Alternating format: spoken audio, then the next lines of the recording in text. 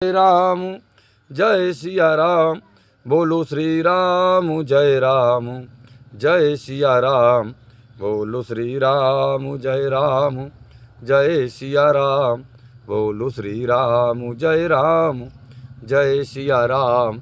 बोलिए श्री सीताराम जी महाराज की जय हो, बोलिए श्री वाल्मीकि जी महाराज की जय जयकार हो, बोलिए गोस्वामी तुलसीदास जी महाराज की जय जयकार हो, बोलिए श्री ब्राह्मण महारानी जो की जय जयकार हो, बोलिए श्री सब संतन की जय जयकार हो, बोलिए सब भक्तन की जय जयकार हो। परम पूज्य वाल्मीकि जी महाराज कहते हैं कि हे संत महात्माओं, पापात्मा रावण सीता हरण जैसे जघन्य पाप के कारण तथा विभीषण जैसे हितैषी बंधुओं को तिरस्कार करने से अत्यंत क्रांतिहीन हो गया। महाराज, जब रावण ने जब से माता सीता का हरण किया और अपने भाई विभीषण का परित्याग किया, तब से महाराज रावण क्रांतिहीन हो गया। सीता का निरंतर चिंतन करने वाले और अत्यंत कामी रावण ने अपने हितैषियों की राय को स्वीकार न करके मित्र और मंत्रियों की मत्यानुसार युद्ध करने का ही निश्चय कर लिया। महाराज, उसने अपने भाई की बात नहीं मानी, अपनी पत्नी की बात नहीं मानी, अपने परिवार के किसी भी व्यक्ति की बात नहीं मानी। किसकी मानी? मंत्रियों की। तय कर लिया कि हम राम से युद्ध लड़ेंगे, सीता को नहीं देंगे। क्या होगा महाराज?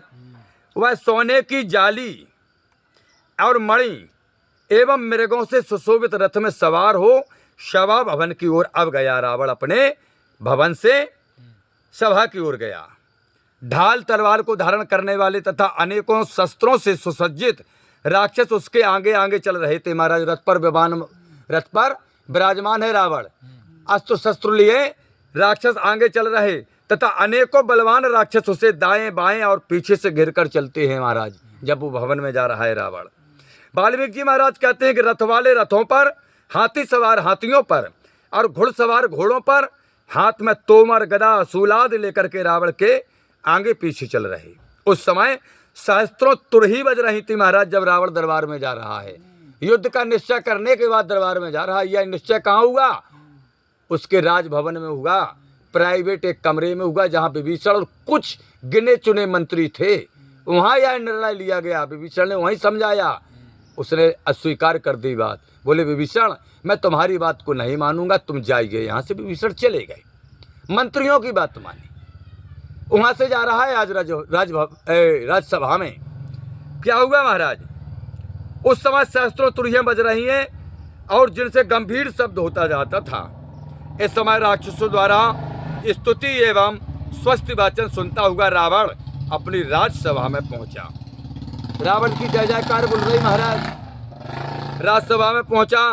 रावण के सभा भवन में प्रवेश करते ही शंखों से तुमुल ध्वनि होने लगी। महाराज, शंख बजने लगे जैसे ही रावण अपनी राजसभा में प्रवेश हुआ। रावण के रथ पर चंद्रमा के समान उज्जवल श्वेत वर्ण छत्र शोभायमान था। महाराज, रथ पर सफेद वर्ण का एक छत्र था जो चंद्रमा की समान शोभायमान था। वाल्मीकि जी कहते हैं कि उसके दोनों ओर स्फुटक मणियों से निर्मित स्वर्ण मंजरियों से युक्त चमर और पंखे चल रहे थे। महाराज, रावण के इधर उधर खड़े हुए राक्षस लोग सिर झुकाए रावण को प्रणाम कर रहे थे। इस प्रकार शत्रु संहारी अमित तेजस्वी रावण अत्यंत शोभायमान सभा में पहुंच गया। महाराज, सभा में पहुंचा, वहां सोने चांदी के चबूतरे बने हुए थे। महाराज, कहाँ? सभा में सोने चांदी के चबूतरे। कंचन नगरी का राजा है भैया। वहां की भूमि स्फटिकों शिलाओं से जड़ी हुई थी। उस भूमि पर सुनहरी जड़ाओं में वस्त्र बिछे हुए थे। वाल्मीकि जी महाराज कहते हैं कि इस भवन की 600 पिशाच रक्षा करते थे। राज्यसभा जो थी, कितने पिशाच? 600। कौन पिशाच ड्यूटी पे लगे थे? महाराज, 650। और महाप्रतापी रावण ने विश्वकर्मा द्वारा बनाई हुई इस सभा में प्रवेश किया। किसने बनाया था?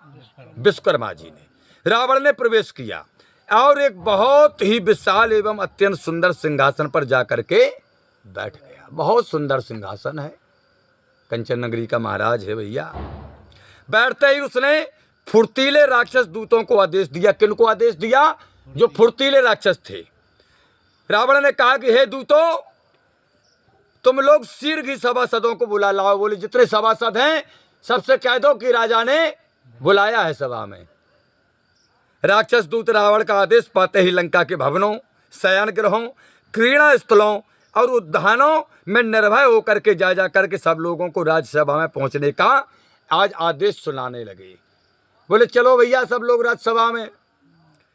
वाल्मीकि जी कहते हैं दूतों द्वारा राजाज्ञा पाकर के रावण के सभासद कोई रथ पर तो कोई घोड़ों पर, कोई हाथियों पर चढ़ करके आज राज्यसभा के लिए चल देते हैं। वाल्मीकि जी कहते हैं कि हे संत महात्माओं, कुछ लोग पैदल ही चल दिए महाराज।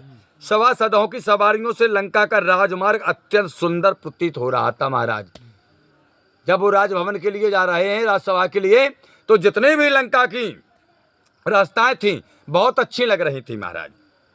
सभी सभासद अपने अपनी सवारियों को बाहर ही छोड़कर सभा भवन में अब पैदल ही इस प्रकार प्रवेश हुए जिस प्रकार की सिंह पर्वत गुफाओं में प्रवेश करते हैं महाराज। सब पैदल हो गए, हाथी घोड़ा सब रथ रब्बा अलग खड़े हो गए। वाल्मीकि जी कहते हैं कि उन्होंने वहां पहुंचकर सभासदों ने राक्षस राज रावण को यथायोग अभिवादन किया। इस प्रकार उस सुवर्णमयी राज्यसभा में सैकड़ों सभासद पहुंच गए तथा वह सभी चौकियों, आसन और भूमि पर यथास्थान बैठ गए। कोई चौकी पर बैठ गए, कोई अपने सिंहासनों, जिनका जहाँ स्थान था। राज्यसभा सजने लगी, बैठ गए महाराज। वाल्मीकि जी कहते हैं कि सभी सभासद प्रत्येक कार्य की सुगम से सुगम व्यवस्था करने में कुशल और समुचित तथा समय के अनुकूल मत देने में निपुण थे। जितने सभासद गए थे समय को देख करके बढ़िया विचार देने वाले सभासद थे ये। उसी समय यशस्वी महात्मा विभीषण श्रेष्ठ घोड़े वाले स्वर्ण जटित रथ पर बैठकर के अपने बड़े भाई की सभा में अब आए। हाँ, वो तो प्राइवेट कमरे का घर की बात थी, घर में समझाया था उन्होंने। कुछ ऐसे मंत्री भी सलाहकार परिवार के भी होते हैं कि पहले घर की बात घर में की जाती है।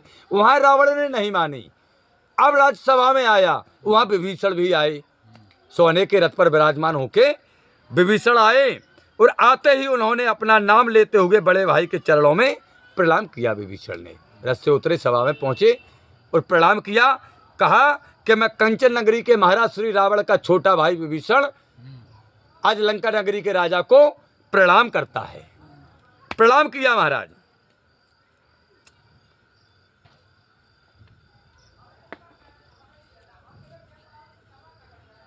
इसी समय प्रस्थ मंत्री था बहुत खास रावण का, जिसका नाम था प्रहस्त। किसी की बात अगर रावण नहीं माने तो प्रस्थ की मानता था, और प्रस्थ वही सलाह देता था। कौन सी सलाह? नहीं, ठाकुर सुहाती, ठाकुर सुहाती के मालिक को कौन बात अच्छी लगत बई में बई बात करें, ऐसा मंत्री था वो प्रहस्त। तो प्रहस्त भी पहुंचा और शुक ने भी आकर के रावण को प्रणाम किया। राक्षस राज रावण ने सबको यथायोग पृथक पृथक आसन दिए।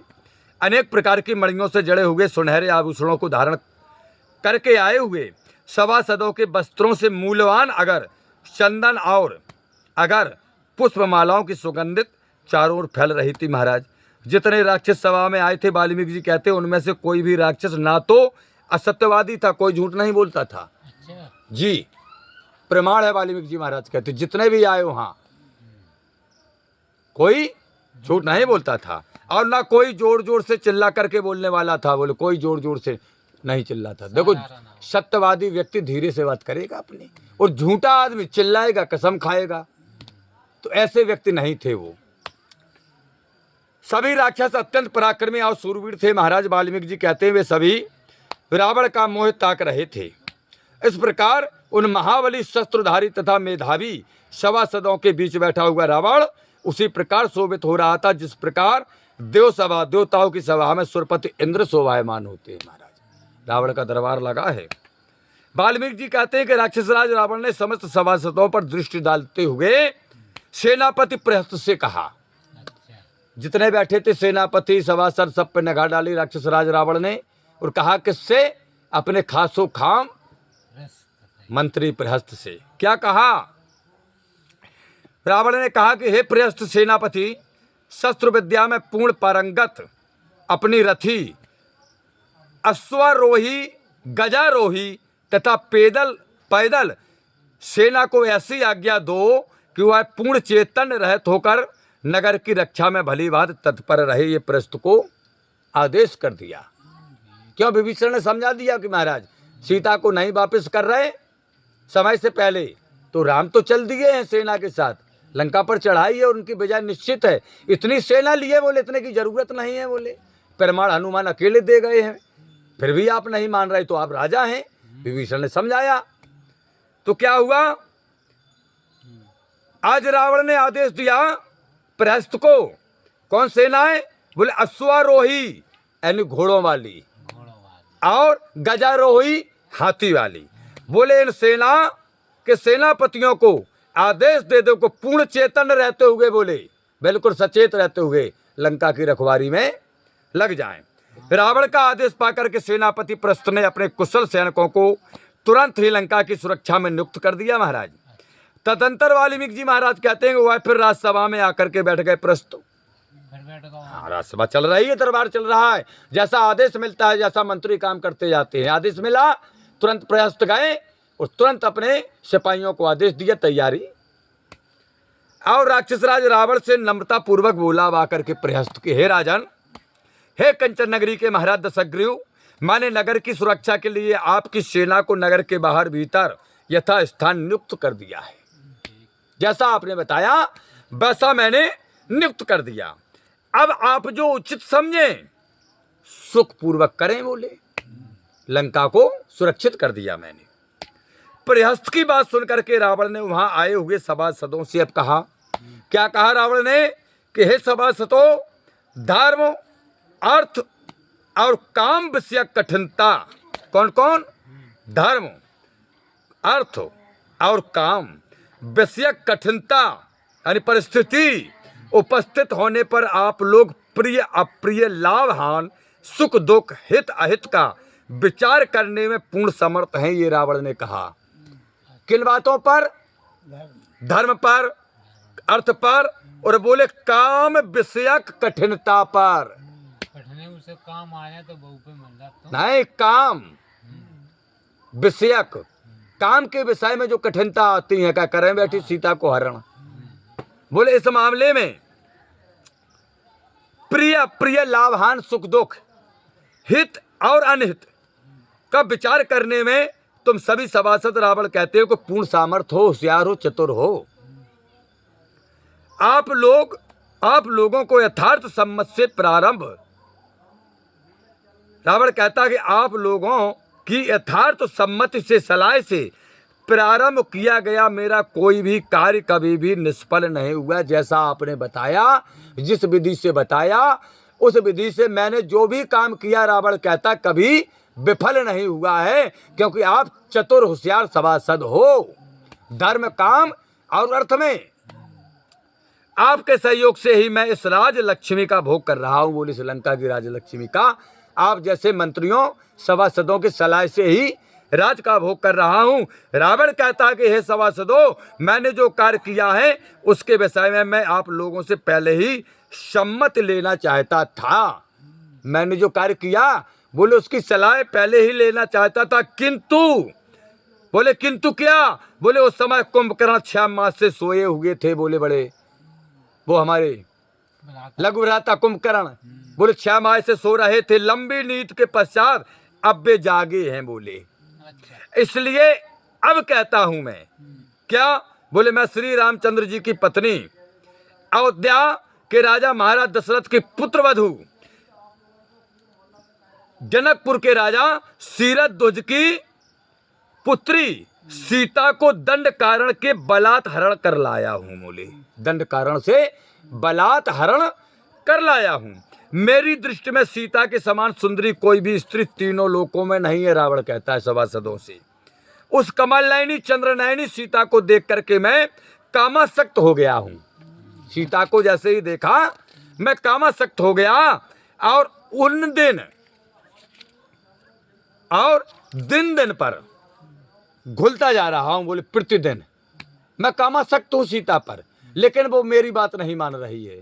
मैं गुलता जा रहा हूं दिन पर दिन, परंतु वह मेरी सैया पर नहीं आना चाहती है। रावण कहता है बताइए। धमकाया मैंने, समझाया मैंने, राक्षसियां धमका रही हैं, लेकिन वह कहती है कि ऐसा तो हो ही नहीं सकता, मैं अपने प्राणों का परित्याग कर दूंगी।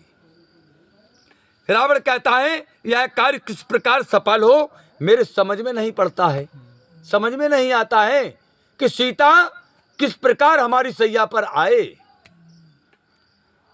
रावण कहता है कि हे सभासदों, उस सीता का कट प्रदेश अत्यंत ही क्षीण और नितंब पुष्ट है। शरतकालीन चंद्रमा के समान उसका मुख है। सीता का कैसा मुख है? बोले शरतकालीन की चंद्रमा का समान, वह स्वर्ण प्रतिमा सदृश सौम है। रावण कहता है कि हे सभासदों, वह गजगामिनी सीता मैं रचित माया के समान है। बोले जैसे माया से बनाई गई हो। ब्रह्मा जी ने सीता के बाद बोले किसी को रचा ही नहीं हो, बोले इतनी सुंदरता दी है सीता को। रावण कहता है उसके रक्तिम नखों युक्त कोमल और लाल लाल सुंदर तलुओं वाले उसके चरणों को देख करके मैं काम के वशीभूत हो गया। किसको देख करके? सीता के तलुए जो लाल लाल हैं, उन तलुओं की लालामी को देख करके मैं कामासक्त हो गया। सीता पर कामासक्त नहीं हुआ हूं मैं। रावण कहता अच्छा चलो। सीता के तालुओं जो तलुआ है पैर के, जी। वो लाल लाल है, कोमल हैं, उनको बोले उनको देख करके मैं कामासक्त हो गया। क्या बात है रावण की। रावण कहता है अग्नि ज्वाला और सूर्य की कांति के समान दे दे प्यान सीता की सुंदर नासिका, बहुत सुंदर नासिका है सीता की, और सुंदर नेत्रों वाले कमल सरी के मुख को देख करके मेरा मन मेरे बस में नहीं रहा। बोले बढ़िया सीता के नेत्र हैं, कैसे? बोले कमल जैसे। तो बोले उनके नेत्रों को देख करके मेरा जो मन है, रावण कहता, मेरे बस में नहीं रहा। तथा शोक और क्रोध में भी समान रूप से रहने वाला, शरीर को कांतहीन करके विकृत बना देने वाला और शोक संताप को वृद्धि देने वाला कामदेव मुझे अत्यंत दुखी कर रहा है। बोले कौन कर रहा? बोले कामदेव अत्यंत दुखी कर रहा है, कामदेव सता रहा है मुझे। रावण कहता है इस मृग लोचनी सीता ने अपने पति की प्रतीक्षा के लिए मुझसे 1 वर्ष का समय मांगा था। रावण बोला जब मैं इसका हरण करके लाया तो मैंने इससे कहा, तो उसने मुझसे कहा था कि मैं 1 वर्ष तक अपने पति की प्रतीक्षा करूंगी। रावण कहता जिसको मैंने स्वीकार कर लिया था कि चलो 1 वर्ष तक हम तुमसे नहीं बोलेंगे, परंतु अब कामदेव ने मुझे अत्यंत विकल कर दिया है, साल पूरी नहीं हुई है अभी। रावण कहता लेकिन कामदेव ने मुझे विकल कर दिया है। रावण कहता अब मुझसे नहीं रहा जा रहा है, मैं राम लक्ष्मण से नहीं डरता, वे साधनहीन हैं। बोले मैं नहीं डरता राम लक्ष्मण से, साधनहीन है, वनवासी हैं, एक धनुष और बाण लिए हैं। रावण कहता है और इस विशाल सागर को बानरों सहित किस प्रकार पार करेंगे? बोले किस प्रकार इस विशाल सागर को पार करके लंका में आएंगे, जिस लंका में मच्छर भी बिना हमारी आज्ञा से प्रवेश नहीं होता। कुछ मंत्री बोले महाराज हनुमान जी प्रवेश कैसे हो गए? हनुमान जी प्रवेश कैसे हो गए? बोले सुरक्षा। रावण कहता है कि सुरक्षा की कमी थी, अच्छा। अब चाओ बंद सुरक्षा कर दी गई है प्रस्थ के द्वारा। रावण कहता किंतु जब अकेला ही बानर यहां आकर हमें बुरी तरह तबाह कर गया तो फिर यह भी नहीं कहा जा सकता कि उन्हें समुद्र पार करने में समर्थता नहीं मिलेगी। यह भी विचार करता है रावण। कार्य सिद्ध के साधन अत्यंत दुर्लभ हुआ करते हैं, और यद्यप हमें मनुष्यों से कोई भय भी नहीं। रावण कहता बोले मनुष्यों से कोई भय नहीं हमें, हम वरदान लाए हैं। हाँ बोले मनुष्य हमें कोई भय नहीं, फिर भी इस विषय में विचार तो कर ही लेना चाहिए। रावण अपने सभासदों से कहता है कि फिर भी विचार करना चाहिए। विचार विनिमय के पश्चात आगामी कार्यवाही योजना के अनुसार प्रारब्ध कर देनी चाहिए। रावण कहता है कि विचार करो, विमर्श करो, जो निर्णय निकले आगे की रणनीति तैयार करो। रावण कहता है आप सबकी सहायता पर ही मैंने देवासुर संग्राम में विजय प्राप्त की थी सभासदों। जब देवासुर संग्राम देवताओं को मैंने जीता तो आप लोगों की ही सलाह और सहायता से मैंने संग्राम स्वर्ग को जीता था, संग्राम जीता था। आप लोग अब भी मेरे सहायक हैं। बोले हमने कोई ट्रांसफर भी नहीं किया। उस समय तुम जितने भी लोग थे तुम ही, आज भी तुम ही हो। सीता का समाचार पाकर के दोनों राजकुमार राम और लक्ष्मण सुग्रीव आदि बानरों के साथ समुद्र के उस पार आ पहुंचे हैं। रावण कहता है रावण सुग्रीव आ गए, बानरी सेना है, इनको सबको राम लक्ष्मण लेकर के समुद्र के उस पार आ चुके हैं। रावण कहता है कि इसलिए आप सब लोग कोई ऐसी सर्वसम्मत युक्ति बतलाएं जिससे दोनों राजकुमार मारे जाएं। बोले जिंदा नहीं बचे एक और राजकुमार, मारे जाएं और सीता को लौटाना ना पड़े हमें। बोले सीता को ना लौटाना पड़े। बोले राम लक्ष्मण मरे, विजय हमारी हो, सीता किसी तरह नहीं लौटना चाहिए। रावण कहता है ऐसी रणनीति और सलाह बनाइए। रावण कहता मैं भी योजना के अनुसार उसी नीति का पालन करूंगा जैसी तुम योजना बनाओगे। बताओ। हाँ, बानरी सेना यदि समुद्र पार कर भी ले, रावण कहता, तो भी मैं संसार मैं कोई ऐसी शक्ति नहीं देखता जो संग्राम में मुझसे विजय प्राप्त कर सके। मेरी जय तो निश्चित ही है। रावण कहता पुलाव बना ले, कचू बना ले, इस तरह आ जाए, लेकिन फिर भी संसार में बोले मुझे कौन विजय कर सकता है, कौन हरा सकता है। बोले मैं निश्चित जीतूंगा। कामदेव के वशीभूत हुए रावण का यह प्रलाप सुन करके वाल्मीकि जी महाराज कहते हैं कर्ण क्रोधातुर हो उसने कहने लगा। कौन? कुंभकर्ण। कुंभकर्ण कहता है, क्या कहता है कि हे कंचन नगरी के महाराज, जब तुमने सीता का हरण किया था उस समय हमसे सलाह क्यों नहीं ली थी तुमने? बोले तुमने जब सीता का हरण किया तो बोले तुमने हमसे न क्यों नहीं पूछी? आपने यह बड़ा ही अनुचित कार्य किया है। कुंभकर्ण बोले बहुत गलत किया। बोले गलती नहीं, बोले बहुत बड़ा गलता है ये गलता है। बोले गलती नहीं, सीता हरण से पूर्व ही इस विषय में आपको हम लोगों के साथ परामर्श करने की आवश्यकता थी, जरूरत थी। ये सबसे भारी गलती की है तुमने। कुंभकर्ण कहता है कि हे भाई, जो राजा भली भांति विचार कर लेने के पश्चात अपने समस्त कार्य न्यायपूर्वक करता है, अपनी निश्चय पूर्ण मति होने के कारण उसे पीछे पश्चाताप नहीं करना पड़ता कभी भी। बिना विचारे जो करे सो पाछे पछताए, काम बिगाड़ो आपने सो जग में हो ससाए। कुंभकर्ण कहता कि भैया बहुत भारी गलती की है तुमने, पहले सलाह नहीं ली किसी की।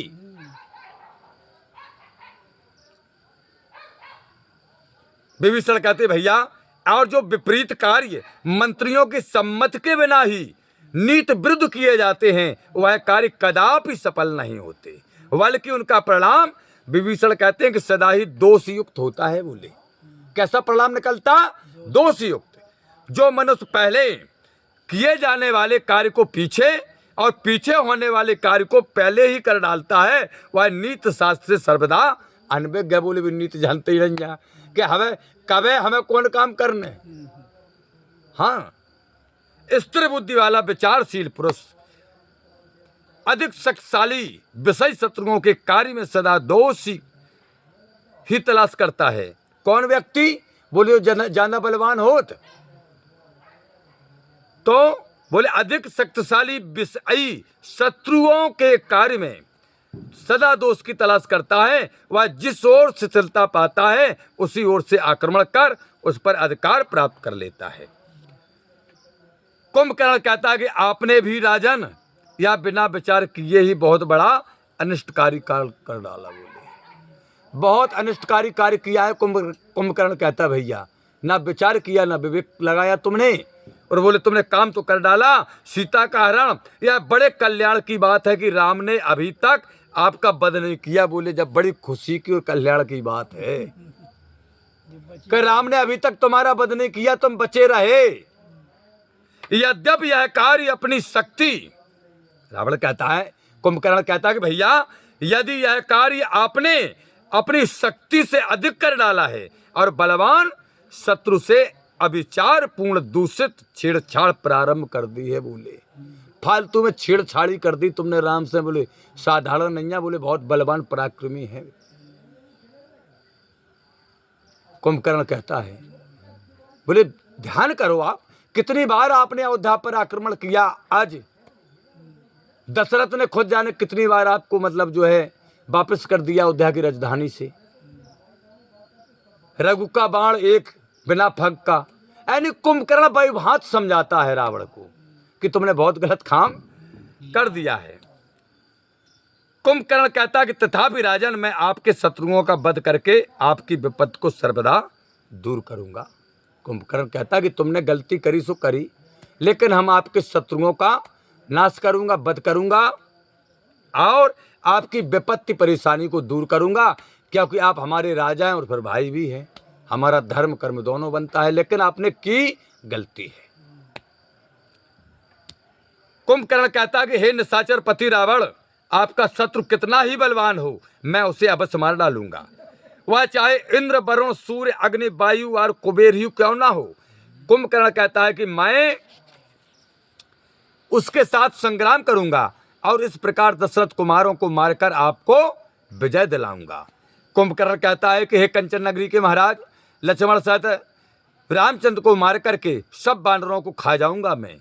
आप आनंद से विहार कीजिए और मदरा पान कीजिए। बोले विहार करो और मदरा का पान करो, और बोले हम सबको खा जाए। मैं बंदरन के राम लक्ष्मण तो कहूँ लगे ही नहीं रहे हमारे सामने, लेकिन आपने की गलती है, सीता का हरण करके आपने गलती की है। मैं तो अपने धर्म और कर्म का निर्वाह कर रहा हूं। विभीषण कहता है और अपने हितकारी कार्य कीजिए महाराज, मेरे द्वारा राम लक्ष्मण के मारे जाने पर सीता सदा के लिए आपकी हो जाएगी। तत्पश्चात महाबली महापाशर्व ने हाथ जोड़ करके कहा कि महाराज, व्याघ्र आदि हिंसक जीवों से पूर्ण वन प्रदेश में जाकर के जो पुरुष मधु को पीकर भी उसका सेवन न करे, उस मनुष्य को मूर्ख ही समझना चाहिए। क्या कहा महापाशर्व ने हाथ जोड़ करके कि महाराज, व्याघ्र आदि हिंसक जीवों से पूर्ण वन प्रदेश में जाकर के जो मनुष्य मधु को पाकर भी उसका सेवन ना करे, बोले शहद मिल जाए और बोले भाई पाए नहीं, तो बोले ऐसे मनुष्य को मूर्ख ही समझना चाहिए। महापाशर्व कहता कि राजन, आप अपने शत्रुओं का नाश करने वाले ईश्वर हैं। बोले आप अपने शत्रुओं का नाश करने वाले ईश्वर हैं, भगवान हैं, फिर भला आपका भी ईश्वर स्वामी कौन हो सकता है। बोली आपका ईश्वर कौन हो सकता है। आप तो अपने शत्रुओं को स्वयं मारने वाले स्वामी हैं, भगवान हो आप, कि आपके सामने कोई शत्रु टिकता नहीं, फिर आपको मारने वाला दूसरा भगवान कौन हो गया। उसने कहा कि हे कंचन नगरी के महाराज, आप शत्रुओं का तिरस्कार कर सीता के साथ बलात्कार से रमण करें। आप कुक्कुट के हाथ सीता पर झपट कर उसके भोग कीजिए और आप भली प्रकार अपनी इच्छा पूर्ण करें। महापाशर्व ने कहा कि हे कंचन नगरी के महाराज दशग्रीव, इच्छा पूर्ति के पश्चात फिर आखिर भाई ही कौन सा है। बोले जब इच्छा की पूर्ति हो जाएगी डर का है का। महासर्व कहता कंचन नगरी के महाराज, यदि किसी प्रकार का किसी ओर से कोई भय उपस्थित होगा भी तो उसका समुचित प्रबंध किया जाएगा, आप चिंता मत करें। महाबली कुंभकर्ण और तेजस्वी इंद्रजित हम राक्षसों की सहायता से वज्रधारी इंद्र को भी रोक सकते हैं। बोले और बोले राजनीति विशारदों द्वारा प्रयुक्त साम दान और भेद को त्याग कर केवल दंड से ही कार्य सिद्ध कर लेना मुझे तो अधिक अच्छा जान पड़ता है। बोले और बकाया नीति छोड़ो, सीधे दंड नीति का उपयोग करो। कहते हैं कि हे महाबली, यहां आपके जो भी शत्रु आएंगे उन्हें हम शस्त्रों द्वारा बस में कर लेंगे, निस्संदेह आप इसे सच मानिए। महासर्व के उक्त वचनों को सुन करके कंचन नगरी के महाराज रावण प्रसन्न हुए और राक्षस राज रावण उसकी प्रशंसा करके उससे इस प्रकार कहने लगे। रावण ने कहा कि हे महापाशर्व, बहुत दिन पूर्व की एक गुप्त घटना मैं तुम्हें सुनाता हूं, सुनिए। रावण ने कहा महापाशर्व से कि एक घटना घटी थी बहुत दिन पहले, उस घटना को मैं तुम्हें सुनाता हूं, उसे सुनिए। रावण कहता है एक बार मैंने पुंजिक स्थला नाम की अप्सरा को आकाश मार्ग से पितामह ब्रह्मा के यहाँ जाते हुए देखा हमने।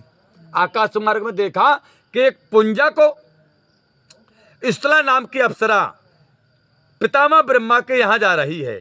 वह मेरे भाई से लुक छुप करके जा रही थी, दुख के मेरे भाई से।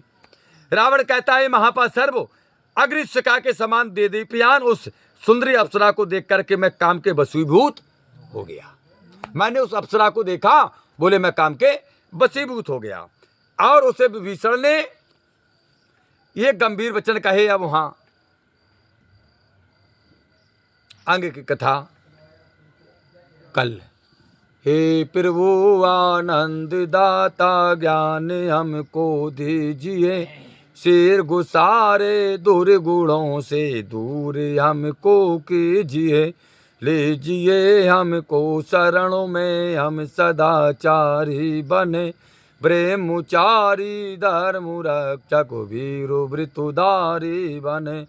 यह कार्य जो मैंने उठाया आप हे के आस से, ऐसे कृपा हो नाथ की जो पूर्ण होवे दास की, दीनानाथ अनाथ का भला मिला संयोग, यदि आप तारो नहीं तो हंसी करेंगे लोग। लखन सिया राम चंद्र शंकर हरिओम, जय जय सिया राम जय जय हनुमान, हरि की जय जयकार हो। श्री रामायण महारानी जी की जय जयकार हो। श्री वाल्मीकि जी महाराज की जय जयकार हो। श्री गोस्वामी तुलसीदास जी महाराज की जय जयकार हो। श्री सिद्ध बाबा महाराज की जय जयकार हो। श्री मंसला मैया की जय जयकार हो। श्री यमुना मैया की जय जयकार हो। श्री पथरी धाम की जय जयकार हो। श्री खेरप सरकार की जय जयकार हो। श्री सतगुरुदेव भगवान की जय जयकार हो। अपने अपने माता पिता भाई बंधु गुरु भगवान की जय जयकार हो। श्री लंगर खेरे की जय जयकार हो। हरिओम शांति शांति शांति।